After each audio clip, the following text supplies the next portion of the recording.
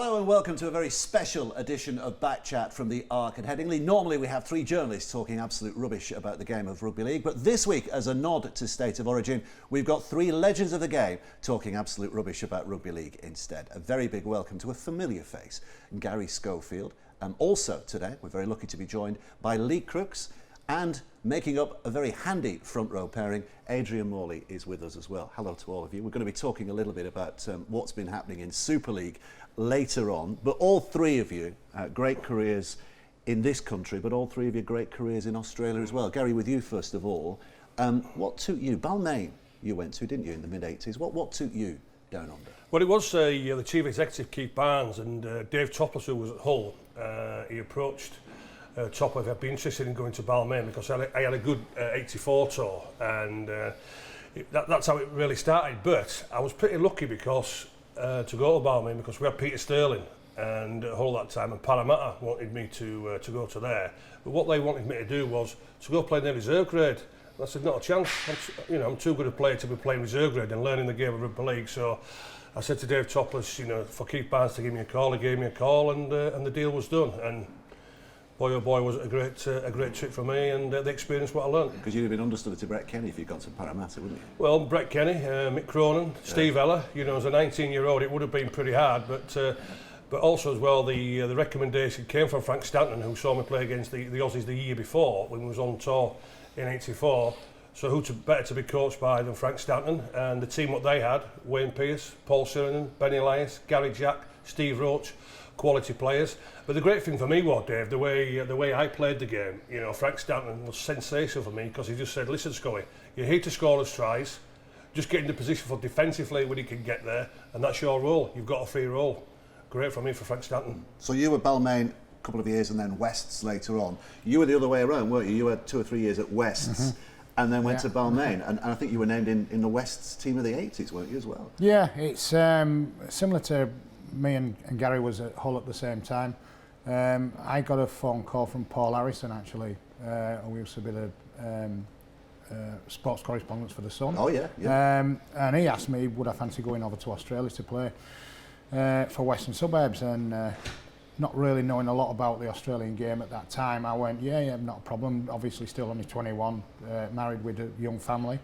I thought it'd be a great experience. I didn't know that West were at the bottom of the league and that they were nearly close to folding, so it was quite a bit of a shock once I got out there. But like Garry, I had a fantastic time. I was allowed to play how I wanted to play, and yeah, it was tough and that, but certainly I spent 2 years there, and 2 really enjoyable years. And then the third year I got asked, Scully sort of got me in to see Barnsley, and I went over and signed a contract there.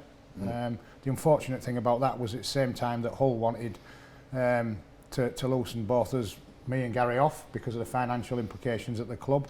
So I ended up flying to Australia, spending about 6 weeks there, and then flying back home to try and to secure the move to Leeds.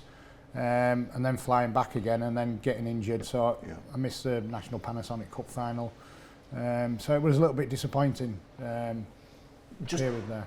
I mean, a lot of younger people, and we'll talk about your experience, but yours was slightly different, wasn't it? But your experiences, you were still playing over here because of course the seasons were not running parallel. So I mean, how long were you out for?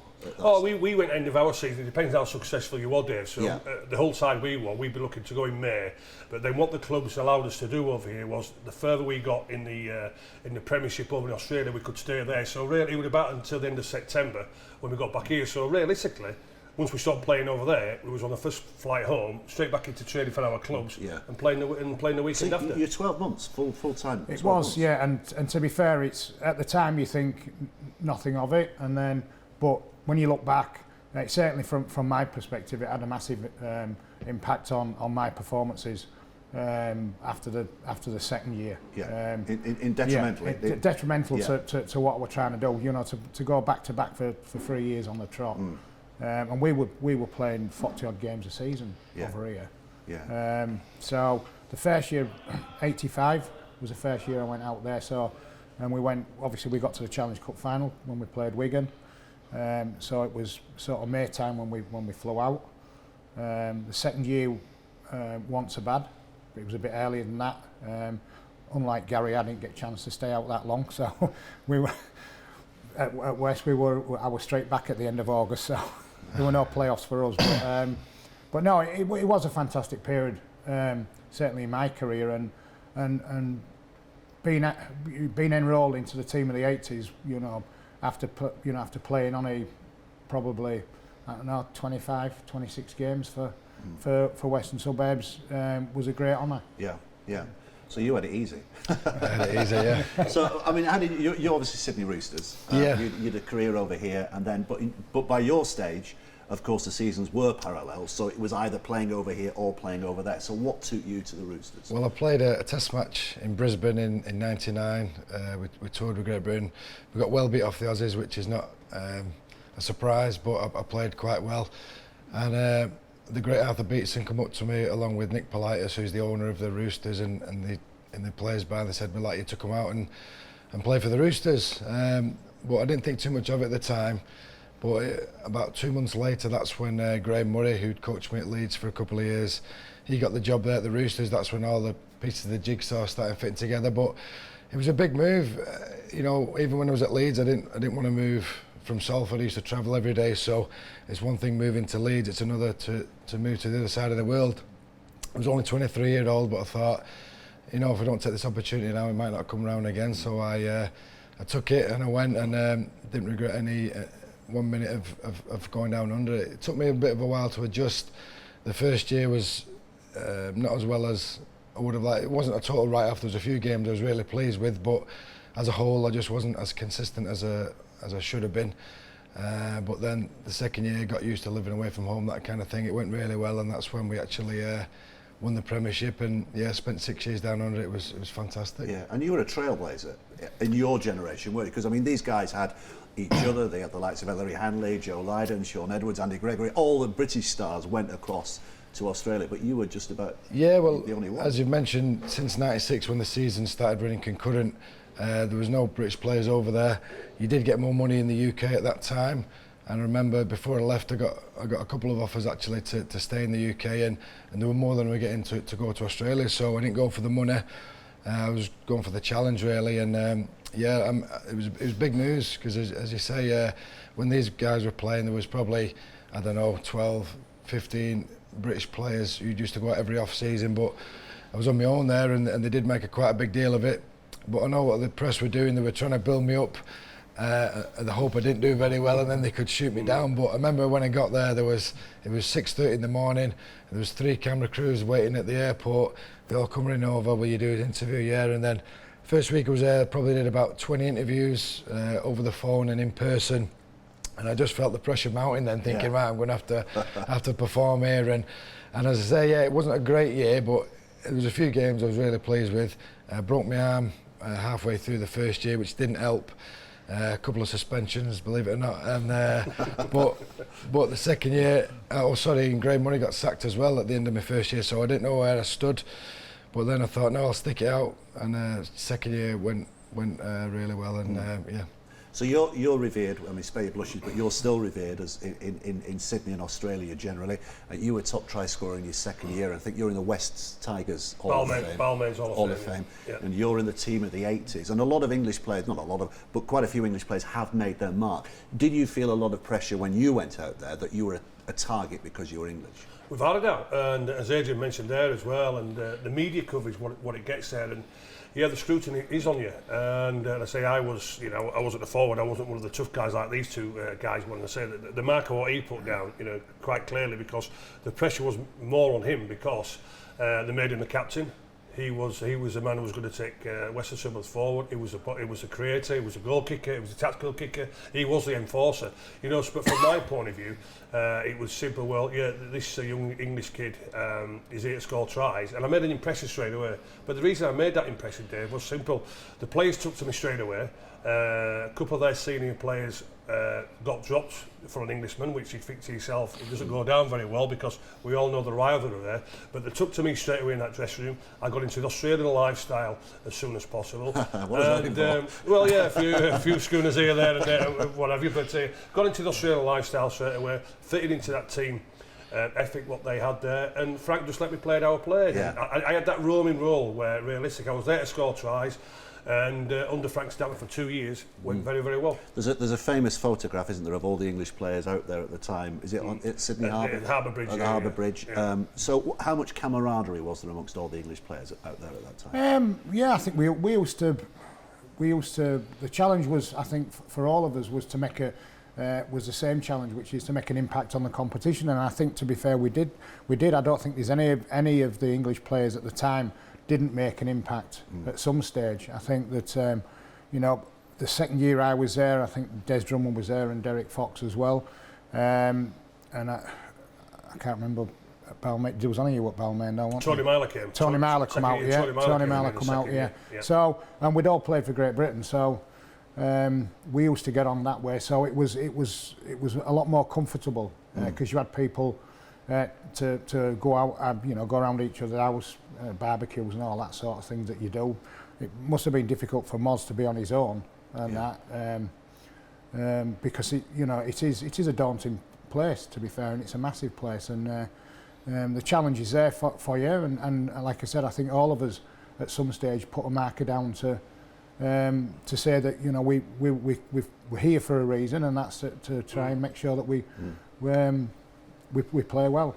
I think that's exactly the right word what you said there, Lee, about us. We're here for a reason. We could add something to their side, like what he brought, not just the toughness, but also to the ball skills of the forward. There's not been an English forward, I would say, until Malcolm Reilly. We saw the skills what Lee had there, and he brought like a new dimension to the Western Suburbs. I was there to score tries. Andy Gregory, when he went to Illawarra, they created this from there. Steve Hampson from the fullback, and then obviously we know what Ellery did out there. Martin Afire to score tries, the pace what he had. Joe Lydon at fullback. So what we all did as individuals, we brought something to their team. What the Aussies saw, what we had. Yeah, it's great hearing all these, because these are our boyhood heroes at the time when we were young men. But when was the moment when you were in Sydney? When was the moment when you thought, I've arrived here? Probably in that second year. The first year I was disappointed with myself, really, and the press they didn't hammer me, but there was a few little snippets here and there. Is Morley a flop? ? Has he not performed? And I couldn't argue a great deal with that. But the second year, that's when it started going really well. It hit a great vein of form, me personally and the club as a whole. And we won the last 9 games straight, and just taking out the title. I think I was sat in the changing rooms, had the programme in front of me, and the headline was, "Can Morley do it?" And it had a list of all the English players who'd played in the grand final and lost, and a list of who'd played in the grand final and won. There's about half a dozen in each. Yeah. And I just thought I want to be on that page, and we got the win, and it all went great after that. But from that moment on, I got accepted off the press, my peers, the fans, and they really took me in as one of their own. And even though I was an Englishman playing in Australia, I was proud of that, and proud of being accepted. And because it was only till the last year I was there, Brian Carney come over, who's not even English anyway. No. But I was on my own, but I was proud of the fact I was on my own, proud of the fact I was doing well. And then now, I'm really proud of all the English lads who are over there now. They're doing really, really well. I think the great thing about it, Dave, is the players from our area, and certainly now what Adrian did there. We look at the way James Graham and Josh Hodgson is doing out there, and Widdop itself. We've all got that respect from the Australians, and that's a huge honour. Certainly for me, and I'm sure the lads here say that as well. We have got the respect as rugby league players from the Australians, and that's certainly an honour. Certainly, I would say, for everybody. Watching your career over there from afar, I think a lot of us got the impression that you were being rather harshly done to by the disciplinary people. I mean, is that something that you felt as well at the time? And did you feel that was because of where you came from? A little bit. I remember when I got there was all the scrutiny by the press, and they'd got in touch with the Rugby League in England. I don't know how they got it, but they got my list of misdemeanours here, all the send-off suspensions, and that was on the back page. Have we signed a thug for the NRL, that kind of thing. So I was probably under the pump from the word go. But I just don't think the way their disciplinary system works didn't suit the way I played, really. But I mean, they just had to do.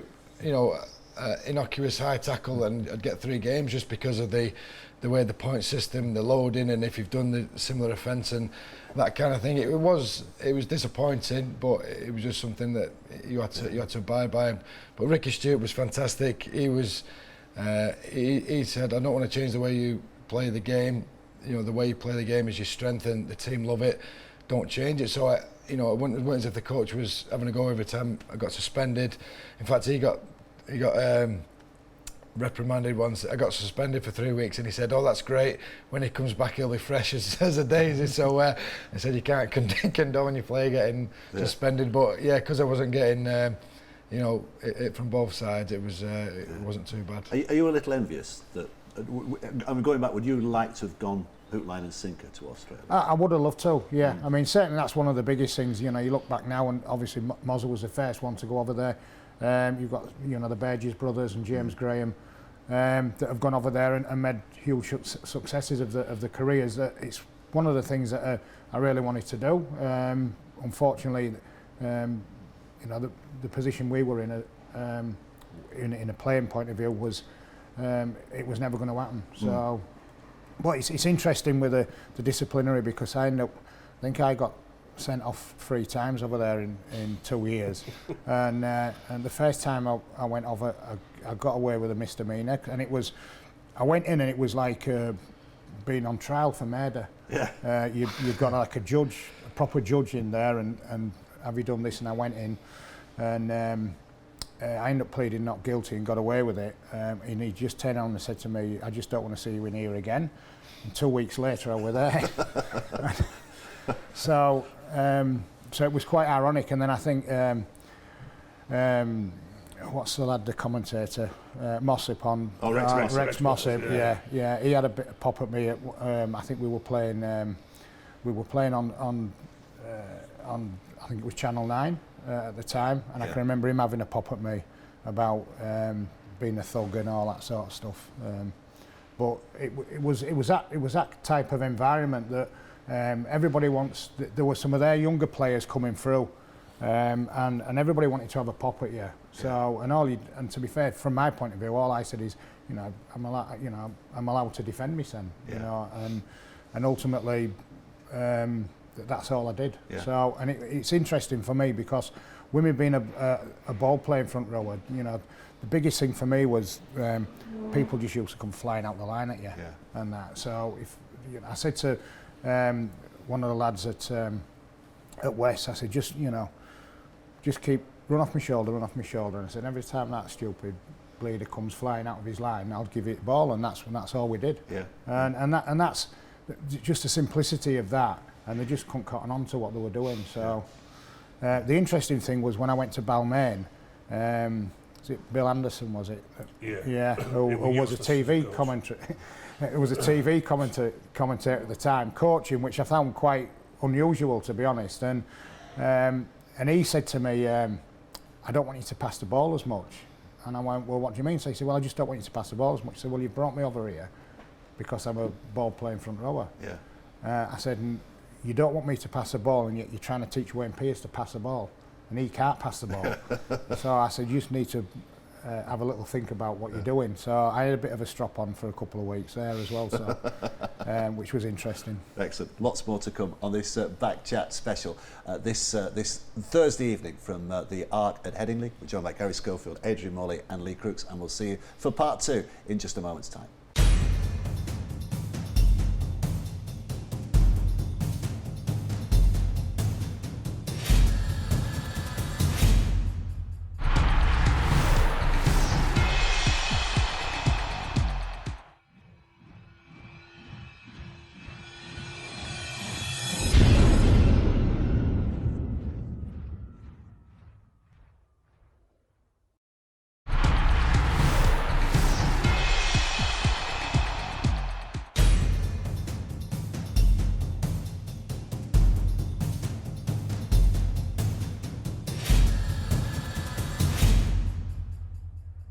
Welcome back to part 2 of this very special Back Chat from the Arc in Headingley. 3 legends with us today, not just from the game up here, but the game down under as well. Garry Schofield, Adrian Morley and Lee Crooks. Adrian, starting with you in this second part, when you first arrived, people talk about the differences between the game here and the game in Australia. How different was it, did you feel?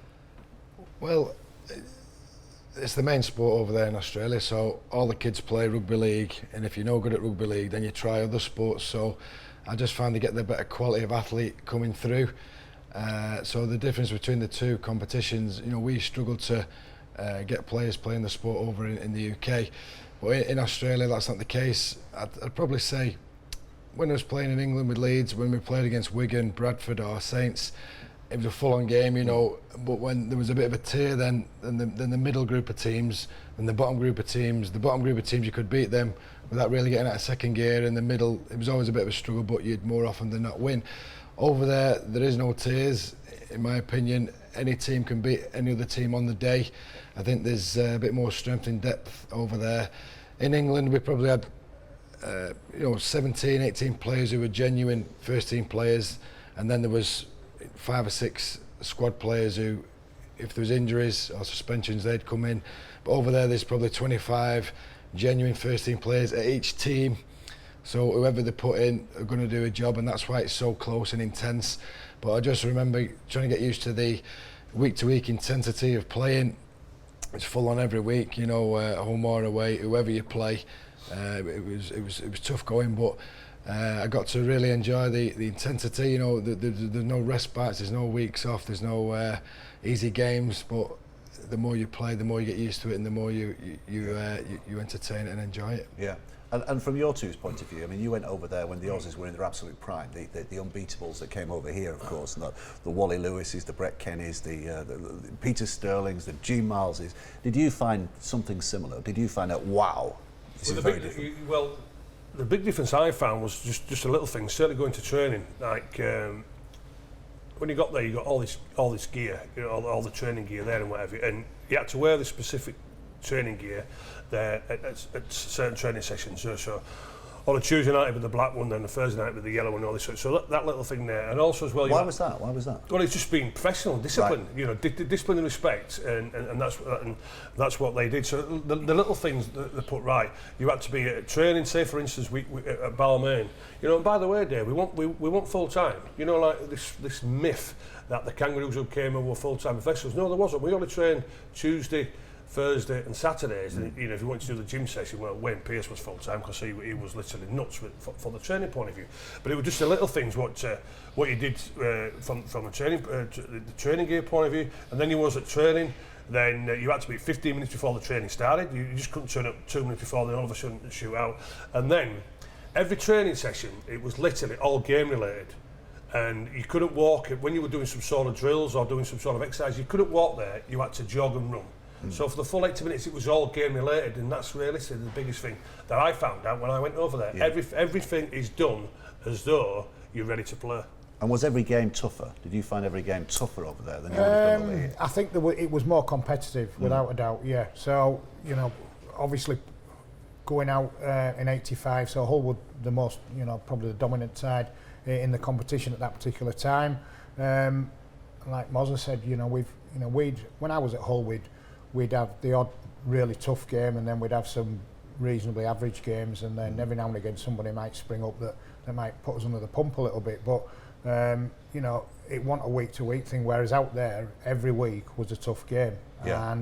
And it's all about numbers. It's about, you know, it's how many people are playing the game over there, and it's a vastly different experience. I think, you know, there was a stat that was thrown over. I think we've got 2,500 under 14 players playing in this country, and in Penrith alone there's 30,000 under 14 players playing the game. So you know, it's just ridiculous. I'll tell you what as well, Dave, in our day, I don't know if it was there when Adrian was there, but on game day you had the under 23. So say for instance one player could play in 3 games in that day. They never complained about being tired or playing too many games. So we'd have the under 23s at I think it's 11 o'clock, half 11. Then you'd have the reserve grade at 1 o'clock, and then the first grade at 3 o'clock. So somebody who was in the under 23s, showing that sort of the right attitude and showing that sort of talent, for weeks on end, he could be playing under 23s and then maybe half an hour in reserve grade, and then maybe get 20 minutes in the first grade. And that's the sort of quality what you're looking for. And it was all about the attitude of being a first grade player. And just tell us a bit about being a superstar in Sydney, a rugby league superstar in Sydney. I mean, how different was that than walking down Leeds High Street or Salford Shopping Centre? I loved it because we didn't get that profile in the UK, but being over there, you are not. I won't say superstars. I wouldn't say it's to the level where football is in the UK, but you have got more of a profile, and but it's nice. It's not to the point where it's a pain in the backside. It's just nice. People want to see you, have a photo and that kind of thing. But it was great. Living in Sydney is great for one. Had a beach at the end of the road. Yeah. Weather was fantastic. The rugby league was going great, and you're well known. It was really, really special time of my life, and I had six wonderful years there. But it was great.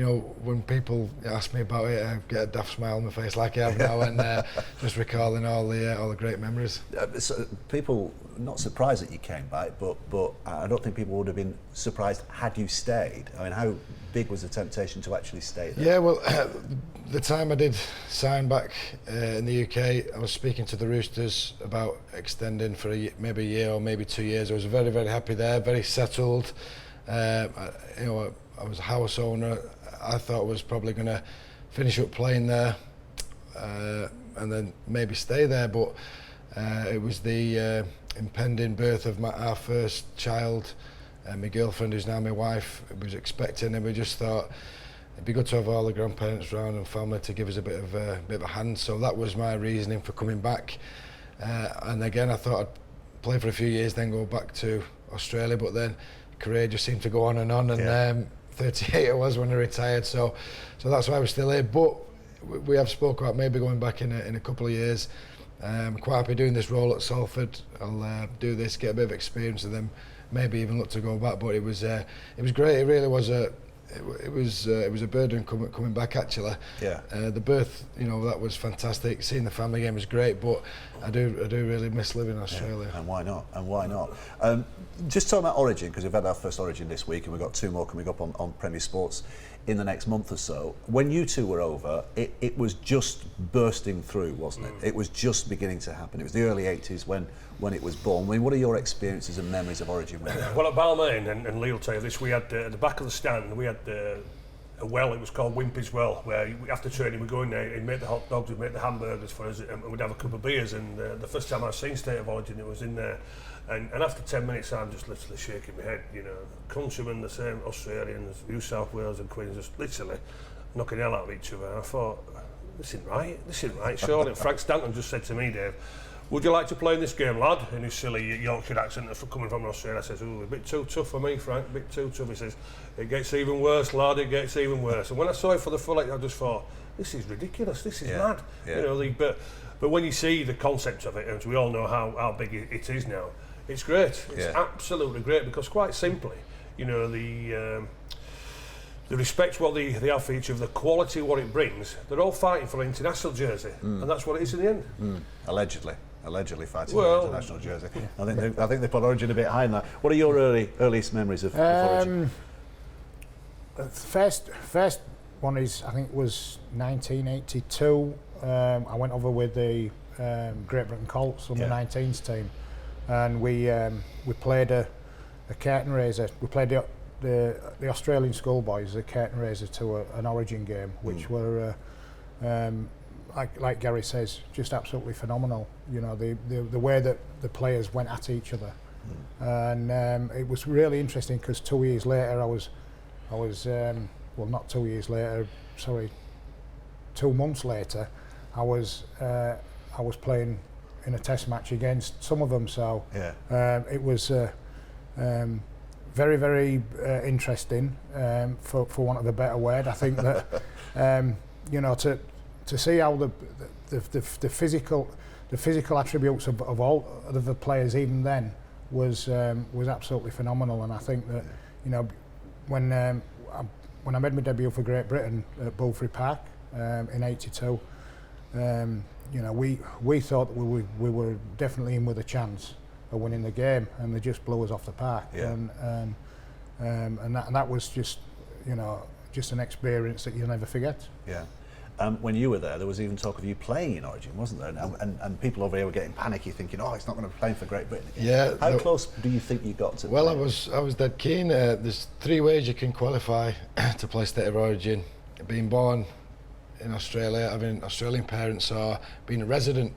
And when I got my Australian residency, that's when, again, there's so much in the papers and that Morley's a resident, he can play. And Ricky Stewart was the coach of the Blues at the time, and he said, "Look, if you want to play, I'll pick you. I'd love to have you involved." And I got really excited. Then got to the point where, right, you're going to play, but then they said, right, you do know you're going to have to make yourself available for the Kangaroos, don't you? And I said, oh, that's when I just said, I don't mind living in your country, but I don't want to represent your country. And you know, I'm English and British, but that's where it stopped. But it would have been great. You know, Adrian Lamb used to do it. He used to play for Queensland and play for Papua New Guinea. I would love to have played, just to say I've played it, because speaking to some of the Aussie boys who play it, they say it's probably even a step up from Test match, which I would love to have experienced that.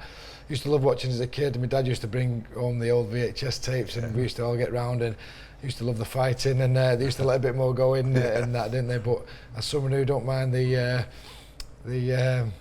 bish and the bash, I used to love watching it. Because you watch those early Origin games, and they're so unstructured, aren't they? Well, I said massively unstructured. Well, and the second one I saw, I think, was the Sydney Cricket Ground. It was literally steaming down here, and I think for about 15 minutes there were just literally fights there and everywhere. I think Chris Close and Ray Price, they just wouldn't let go of each other. For about 15 minutes. And there's this honestly two sets of countrymen. But it was a great old story from Billy Thompson, wasn't it? Because Billy Thompson was the first English referee to referee the first State of Origin, and for 40 minutes realistically they were just knocking the hell out of each other, and when Billy came off at half time, the officials have said to him, "Mr. Thompson, what are you doing? You're letting them knock hell out of each other, there's fighting everywhere." Billy just says, "I'm loving it." 30 Australians knocking the hell out of each other, I'm absolutely loving it. It's nothing better for an Englishman. But you know, from the old days, that's exactly what it's like. We know they can't do it now a little bit, but I can reassure you, Dave, if they could do that and get it, and you know, like they did with the Oz day, they would literally want to rip into each other like that. It's soft enough for the first 20 minutes. Yeah, last year I think there was one Origin concert. It's the first time I've seen it for a bit, but I think one of the Origins last year it kicked off, didn't it? And there was murders on about, you know, what was going, should he have sent somebody off and whatever. But I think nowadays in the modern day game, they still need to be allowed to do that because it gets rid of quite a bit of steam, you know. And the game will settle down. Yeah, but, of course it will. But they hype them up that much, don't they? Yeah. It was like on Friday night with Singleton and Aston Sims. Yeah. Well, I wasn't as tough as you two guys, but really that was just really handbags, wasn't it? You know, and they put him in the sin bin for that. Why didn't they just let him scrum down, a bit of head shaking again? If they wanted to go, let them go at it again a little bit. Do you know what I mean? That's how the game's gone, hasn't it? You know, that sort of so-called softening up bit. I can say that, can't, because they never put my head in the scrum until I went to lose forward. But that's what front rowers were all about. That's what they were all about. And I can remember when we played in '84 for Great Britain with Lee. You know, at times, you know, he won a fruitcake, you know, and he just wanted to take the pack on all himself, and he did. Yeah. He did that, but that's what it was, to try and not just get that respect, but to stamp your authority. Yeah. You know, exactly what this young kid did. You know, he didn't miss too many, but at the end of the day, he was stamping his authority. And fair play to him. I remember speaking to the great Wally Lewis, and he said, "I've got lots of great friends on the field, but that's my best friend." When Chris Burton tried taking Wally's head off in '84, if he'd connected with Wally, we was playing in Brisbane. If he'd have connected with Wally, then his head would have finished up in Sydney. I can reassure you. But then the next time he got the ball, Nobby came in to do him, and that's exactly what he did. And he did Nobby's cheekbone, but it wasn't Nobby's fault, because Chris went there. He thought, well, the next one will come from me getting it. And unfortunately, Nobby got for the elbow. I mean, not bring you back to that Test match dismissal, because you've spoken about that so often. But you look at the Willie Mason game, for example, in 2006. And you look back at that now, woof. And he went to the same disciplinary that you did with the judge and everything like that. And we got to sit in it as the press. But is that okay at that level? Do you reckon? Well, in my opinion, I think for big games, like what Crooks has said, for Origin and for Test matches, I do think they should let a little bit more go, because it is a one-off game. It's all the hype and the build-up. Players are really excited to represent your country or to represent your state. You probably work yourself up into such a frenzy that, you know, let a few punches go here and there, and if it's a club game, yeah, fair enough, then you should get disciplined, that kind of thing. But I think should let a bit more go for the bigger games. But I remember that the first year I was in Australia, that's one of the first thing I wanted to do was go to a live Origin. I went to all three actually. The first year I was there, 2001, I went to all three Origin games. It was when Alfie Langer flew back from England and had a star. You know, he played a star part in the Queensland win. But yeah, it was great. But the whole concept, that's as big now in Australia as the grand final. You know, the state of origin. It's fantastic. Yeah, some even people in Australia are now saying it might be too big, because look at the league results, the club results this week, which are a bit odd because of the origin players who are not allowed to play for the clubs. That's it for part 2. We're back for part 3 in just a few moments' time.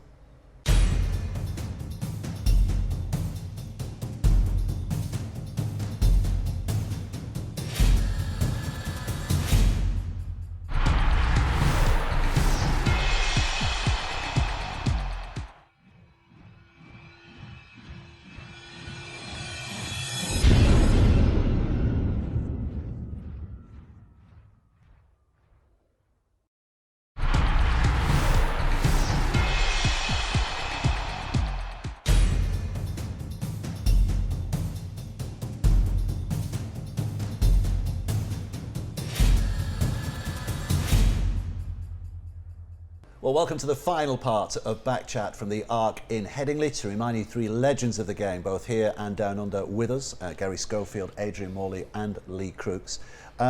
You've all played there, you've all made your mark in Australia, and we've got a real clutch of players there now who are making their mark as well. So Lee, how proud are you, as someone who kind of led the Brits, as it were, how proud of you are you of some of the players we're seeing there at the minute? Well, I think it's fantastic, you know, and they're not just going over there. The lads aren't there and they're just making a dent. They're having a massive impact in the game over there. You know, the likes of James Graham, Sam Burgess, and all the Burgess brothers. Mike Cooper, even Mike, I think he left Warrington. Everybody thought, oh, is it a bit of a mistake and that? I mean, he's been absolutely outstanding. Yeah. And obviously, Dave Hodgson as well, who's gone over there. Josh, sorry, that's his dad, Dave, isn't it?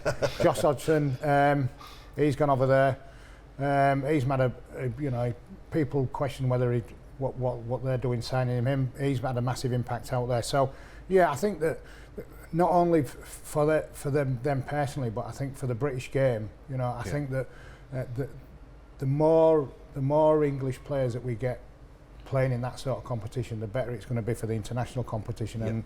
And I'm quite looking forward to this year's Four Nations, purely and simply because I think we've got a very good opportunity now to try and turn Australia over. Great for the international game, but how damaging is it for the English game? Because you all went over but came back. Mozza was out there, but it was only him. At the moment, we've seen more and more, and we're hearing about more and more possibly going over there. Well, if I'm honest with you, I would like to see 40, 50, 60 English players in the NRL. It's as simple as that, because at the end of the day, your game is judged on the international scene, and the way that their game is. Adrian spoke about it earlier, about the intensity, week in and week out, quality, week in and week out. It's going to be good for our game, Dave. And the players themselves, you can see, we can sling Elliot Whitehead in there, who's made a huge impression. As a second rower at times, you're playing number 6. So at the end of the day, it's not just the impression they're making. The Aussies are saying, hey, listen, these are the best players in our team. They're giving them extra responsibility and maybe taking that organisation on, the kicking game, the tactical awareness. It's great to see them for mine, Dave. I would like to see 50, 60 of the English players down at NRL. And when I talk about the respect of what the English players had, not just from our era, when you go back to, you want to hear the respect what Malcolm really has, the late Roger Millward, David Topless, David Bolton, Brian Lockwood, the impressions of what they've made. Now, they are absolute heroes of the clubs who they respect. And to be honest with you, I don't know what these two lads feel, but I know certainly from when I speak to Malcolm and a couple of the guys, they feel as though they get more respect from the NRL in Australia than what they do in the home ground here from the RFL. And at times, that narks me, because 12,000 miles away, they totally appreciate us not just being representative of Great Britain and playing very well against them, but representing their club football over there and doing a job for them. And we get more respect from them than what we do from us own. And I find that pretty hard at times. Yeah. Do you, where do you stand on that? I'm just go back to the fact that it's a much bigger sport over there, so you know, they do get a chance to celebrate past players probably a little bit more than they do over here. So that's the only conclusion I can make to that. Yeah, and what about this issue of more and more English players going over there? You're still involved at club level with Salford, yeah, and playing. I think it's going to be very hard to stop players going. When I get asked, I'll be honest with them and say, look, I advise you to go because it's a fantastic experience.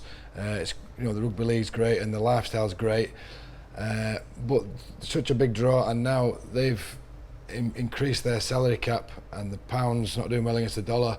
It's more lucrative to go over there now, so it's a huge draw, so it's going to be hard to stop the players going. I'm not with Square. I don't want 40-50 English players going. I think that would dilute the Super League, but if we do get, I don't know, between 10 and 20. Just a question on that one though, Adrian. If it gave us the opportunity of winning the Four Nations and winning the World Cup in 2017, and then another 4 years' time winning the World Cup, because all our players who, say for instance, Wayne Bennett selects, are all playing in NRL, surely that's beneficial for us, isn't it? Yes, I can see what you're saying. I mean, the New Zealand side, they struggled, and when they got all the Kiwis playing in the NRL, that's when there was more than a match for the Aussies. So, but I do think our national side has improved over the last few years. I'm with Crooks here. I can't wait for this Four Nations. I want, you know, England to do well, but I think if we get a dozen of our top players over there, I think that's enough for them to improve and you know, make the national side better. Yeah. I think the other thing as well is that if we, again, I think 40 players going out from taking 40 players from our competition out there would dilute it, but at the moment we've got players that are filtering out there as and when, and they're getting replaced by younger English players. And I think that can only be beneficial for the game over here. Yeah.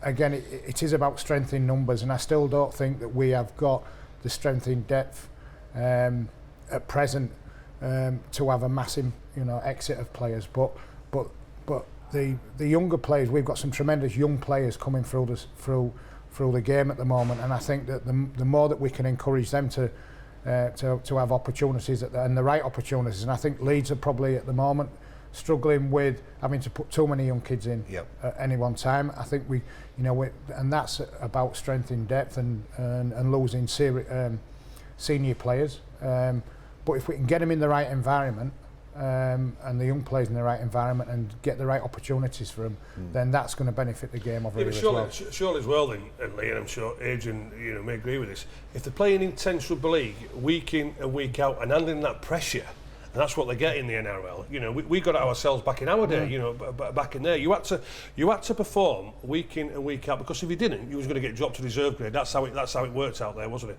But surely now, if our top quality players are playing in that environment week in and week out, that's only good stead for when they play these guys. Adrian just mentioned there with the Warriors, the reason why they're number one in the world, the reason why they can match the Aussies and at times beat them, is because they're playing intense rugby league week in and week out. The more we have playing there, I totally agree with you, and I think that the intensity of the game is paramount to being successful as a player.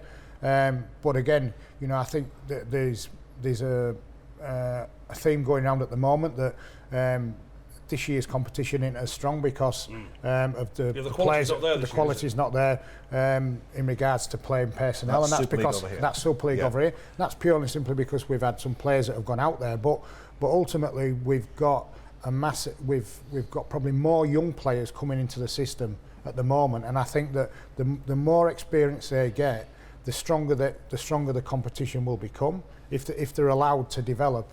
But we still need to make sure that we've got 12 teams in a competition that's fighting every week tooth and nail to be successful, and at the moment I don't think we've got that. Do you feel the quality's coming through? I do think so, but young lads, you know, with experience, I think they'll get to international standard, but at the moment they are only young kids, so I do feel this year has been a bit of a disappointment in terms of the competitiveness. I think it's great that you've seen other teams up there rather than the usual suspects, but I just think to try and get it as competitive as the NRL, that's the ultimate goal. These young kids coming through, great. I don't think you can limit, you know, as I say, it's a huge draw to go to Australia, get the best players over there by all means, but we need to retain a lot of the English players over here to make the Super League as strong as it can be as well. But it's a tough one, you know. But some players, James Roby, he's said all his career, don't interest me going to Australia, which, you know, to one of the best players in the world to not be see that as appealing. I think it's great for the Super League, but not a lot of players have the same mentality as well. So it is tough. I mean, I know Marwan Kukash has spoke about we don't want the Super League to be a feeder competition to the NRL. That's what we don't want, but we want real strong competition here. The best players over there improving and making our national side even better. So it's a tough one. So to be absolute world class, to be judged world class at the end of your career, do you feel that you've had to have played in Australia and proved yourself in Australia? Oh, you've got to have the respect at international level. Yeah, it's as simple as that, in my opinion. I don't think you necessarily have to play over there. Exactly. No, you'd have to play. No, I agree. You'd have to play over there. James Roby, he's got the respect to the Aussies. Paul Sculthorpe, he's a huge amount of respect from the Aussies, because every time he played against them or anyone international level, he did perform. So you don't have to play over there. It does help, you know, because if you're under the spotlight over there, you know, you're under the media scrutiny. It does help. It's easier to prove yourself, but it's not essential. Yeah. I mean, Josh Hodgson's the perfect example, isn't he, of a player who goes over there. You mentioned him, a player who goes over there, who was considered, you know, a very good hooker. Yeah. He was in the international squad, but now you'd say he's probably #1 choice. And the Aussies know who he is and exactly, respect him. And he's again, it's all about making a mark over there, and I think he's got he's gained the respect of the Australians. Yeah.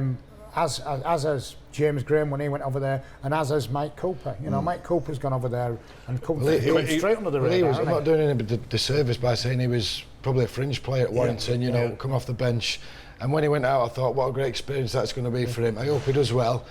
And for him to be, you know, starting every week and getting rave reviews is fantastic for Mike. But again, it's what the Aussies have seen in English player. You know, they've seen something that, hey, they could do a job for us. You know, we want them to come into our side and add something. So that's why they've taken him. And again, it's that word what we've been using.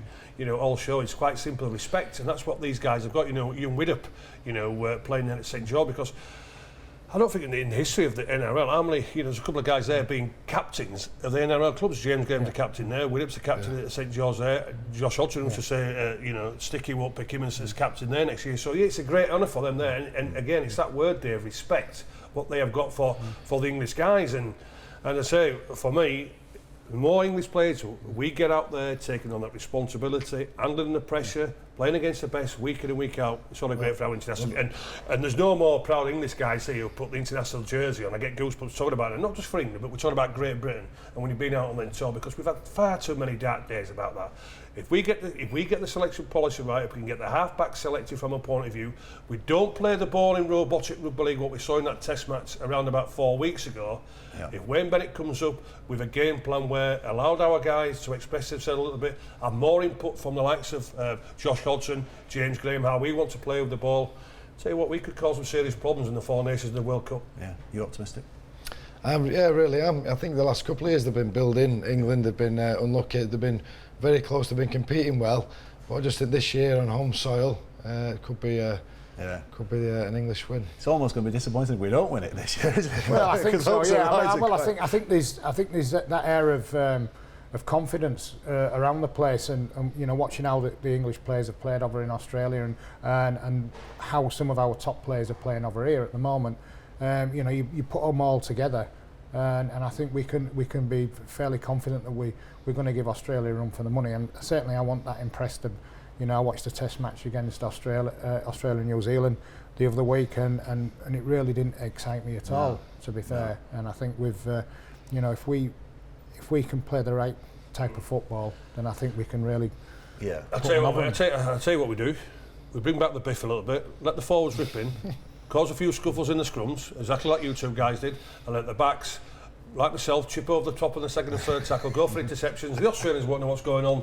Tell you what, we'll win the Four Nations and win the World Cup. Bring back the biff, and let's hope it's not an English referee in the opening 60 seconds. I mean, just on a final note on this, we should be, I mean, you guys must be immensely proud, but as a nation of rugby league fans, we should be immensely proud, because a lot of the English players who've gone over there as you said, have made their mark, haven't they? You know? They have, and as I say, not just from our era, from the 70s there, and the way that they are perceived, literally, they are heroes of that club, and the respect what they give us. When myself and Harry got inducted to Balmain's Hall of Fame 4 years ago, David, they couldn't do enough for you. The audience in there, and quite literally with the autographs and with the pictures taken and meeting all the sponsors, sensational, and that's respect what they give us. Yeah. And I'm absolutely hugely honoured, you know, for the respect what they show me, and not just at Balmain. I play for Western Suburbs for 9 games as well, you know, so the respect what they give me out there, yeah, absolutely delighted. Any regrets about going to Australia? No regrets. It was lovely actually being over there. I got in touch with a few of the old Great Britain players who'd played over there and stayed over there. Dave Bolton, Cliff Watson, them kind of.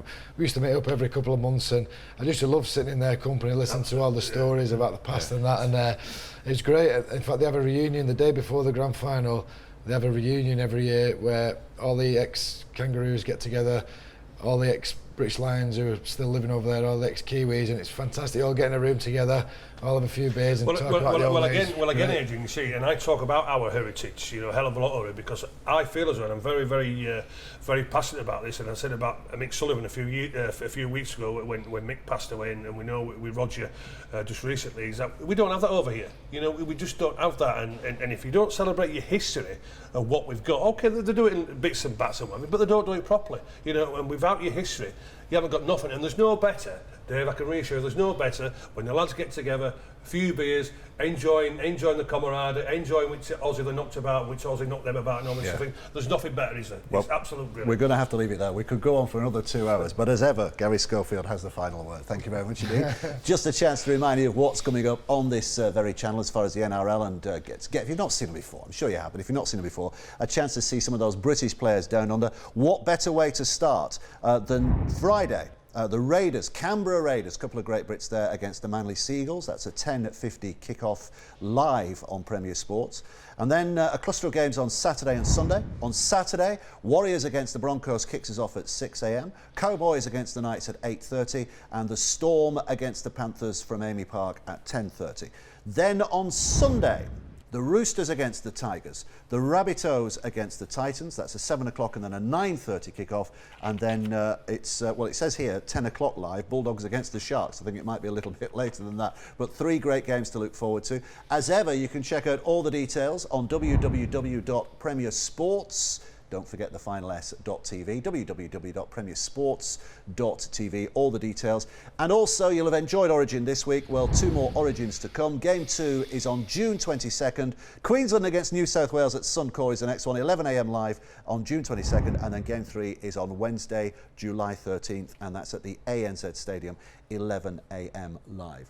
Hope you've enjoyed a very special back chat today with 3 very special guests, Garry Schofield, Adrian Morley and Lee Crooks. It's been an absolute pleasure listening to some of their recollections. Hope you've enjoyed it. We'll see you again in a couple of weeks' time.